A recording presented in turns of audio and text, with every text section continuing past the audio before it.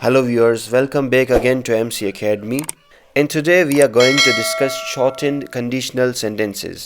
अगर आपका conditional sentences के about पहले से concept clear नहीं तो आप conditional sentences के about detailed video इसी channel पर मुलाहिजा कर सकते हैं. अगर आप first time conditional sentences पढ़ रहे हैं तो पहले उस वीडियो को देखकर फिर इस वीडियो पर आएंगे तो यकीनन ये वीडियो मुफीद साबित होगी. लेकिन अगर थोड़े बहुत ही कंडीशनल सेंटेंसेस आपको आते हैं तो आप इसी वीडियो को कंटिन्यू रखें. तो चलते हैं आज के shortened form of conditional sentences की तरफ, यानी कंडीशनल सेंटेंस बनाने का एक मुख्तसर तरीका. In addition to the normal forms of conditional sentences, if sentences showing a condition and a result. आम कंडीशनल सेंटेंसेस को बनाने के अलावा जिसमें इफ से स्टार्ट होते हुए सेंटेंस हालत और उसके नतीजे को जाहिर करता है. You will sometimes see a shortened type of conditional construction in formal writing. कभी कभार फॉर्मल राइटिंग में कंडीशनल सेंटेंस का मुख्तसर तरीका आपको मिलेगा. This kind of abbreviated conditional is most commonly seen in past unreal situations. इस तरह का मुख्तसर कंडीशनल सेंटेंस आपको माजी की गैर हकीकी सूरत हाल में देखने को मिलेगा.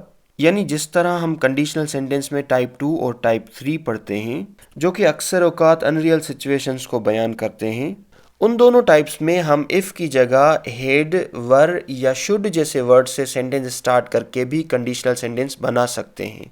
जैसे आपके सामने कंडीशनल सेंटेंस टाइप 3 का एक सेंटेंस है, if we had known about the meeting we would have attended. इस सेंटेंस की मीनिंग हम कुछ इस तरह बनाएंगे, अगर हमें मीटिंग का इल्म होता तो हम ज़रूर शिरकत करते. यानी हमें मीटिंग का इल्म नहीं था तो हमने मीटिंग में शिरकत नहीं की. इस सेंटेंस में हेड जो कि एक हेल्पिंग वर्ब है जिसको हम वी से पहले यानी इफ़ की जगह इस्तेमाल करेंगे तो भी सेंटेंस यही मीनिंग देगा. जैसे had we known about the meeting we would have attended, जिसकी मीनिंग भी यही बनेगी, अगर हमें मीटिंग का इल्म होता तो हम ज़रूर शिरकत करते. Look at another example.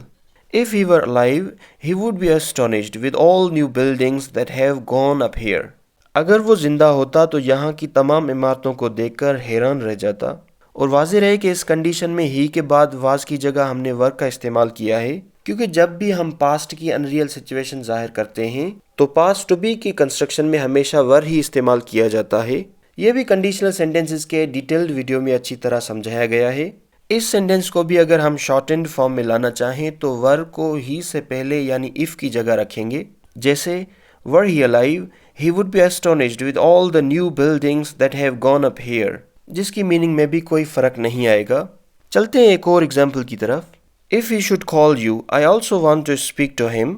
इसकी मीनिंग है अगर वो आपको फ़ोन करे तो मैं भी उससे बात करना चाहता हूँ. शुड को भी हम इस तरह की सिचुएशंस में इस्तेमाल करते हैं और इसी तरह शुड को ही से पहले इफ़ की जगह भी रख सकते हैं. जैसे should he call you I also want to speak to him, तो मीनिंग यही बनेगी अगर वो तुम्हें फ़ोन करे तो मैं भी उससे बात करना चाहता हूँ. उम्मीद है ये shortened forms of conditional sentences आपको राइटिंग और स्पीकिंग के लिए हेल्पफुल साबित होंगे.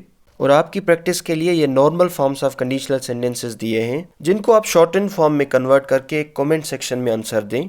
उम्मीद है ये प्रैक्टिस आपके लिए यूज़फुल साबित होगी. Thank you for watching MC Academy YouTube channel.